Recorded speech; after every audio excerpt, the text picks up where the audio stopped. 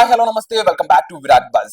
తెలుగు రాని వాళ్ళని తెలుగు షోలోకి తీసుకొచ్చి ఏం సాధిద్దాం అనుకుంటున్నారు ఈ మీడియా వాళ్ళు అనేది నా క్వశ్చన్. ఆ మీడియా ఎవరో కాదు, మన ఎండమాల్ షైన్ గ్రూప్. ఇది బిగ్ బాస్ ని అలాగే మేడ్ ఫర్ ఈచ్ అదర్ అనే షోని కూడా రన్ చేసే ఒక ప్రొడక్షన్ కంపెనీ అనమాట. నా పాయింట్ ఏంటంటే, ఇప్పుడు కన్నడ వాళ్ళని కన్నడ షోలో పెట్టుకుంటారు, తమిళ వాళ్ళని తమిళ షోలో పెట్టుకుంటారు. తెలుగు వాళ్ళకి దిక్కు లేదా? తెలుగులో యాక్టర్స్ లేరా? తెలుగులో ఆర్టిస్టులు లేరా? ఇన్ఫ్లుయెన్సర్స్ లేరా? సోషల్ మీడియా వాళ్ళు లేరా? వాళ్ళని సపోర్ట్ చేయకుండా ఎక్కడో తమిళ నుంచి ఒక ఇద్దరు తీసుకొస్తారు. వాళ్ళు మీకు ఏమైనా డబ్బులు కడతారని నా డౌట్ కూడా. ఎందుకు ఈ క్వశ్చన్ ఇంతలా అడుగుతున్నానంటే, వాళ్ళు రావడం వల్ల మాకు ఎంటర్టైన్మెంట్ లేకపోగా ఎక్స్ట్రా హెడేక్ ఉంటుంది.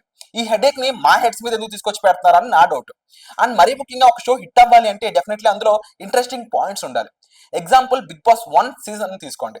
అందులో ఏం జరిగింది? ఒక ముమ్మద్ ఖాన్ తప్ప నాకు తెలిసి మిగిలిన అంతా కూడా తెలుగు బ్యాచ్. సో దానివల్ల ఎంటర్టైన్మెంట్ చాలా జెన్యున్ గా కుదిరింది అనమాట. వాళ్ళ మధ్య గొడవలు అయి ఉండొచ్చు, ఎంటర్టైన్మెంట్ అయి ఉండొచ్చు. ఇక ఇదే విషయం ఈ సీజన్ 1 లో కూడా జరిగితే బాగుండు అనిపించింది. ముఖ్యంగా అది ఎపిసోడ్ 2 లోనే కనిపించడం నాకు చాలా సర్ప్రైజింగ్ అనిపించింది. ఆ పాయింట్ ఏంటంటే, ఇద్దరు తమిళ జంటలు ఉన్నారు. వాళ్ళు ముఖ్యంగా మన సిద్ధు అండ్ సోనియా, వీళ్ళిద్దరి గురించి మీకు ఐడియా ఉండే ఉంటుంది, సోషల్ మీడియా కపుల్. వీళ్ళు వచ్చేసి కొన్ని పాయింట్స్ చెప్తారు.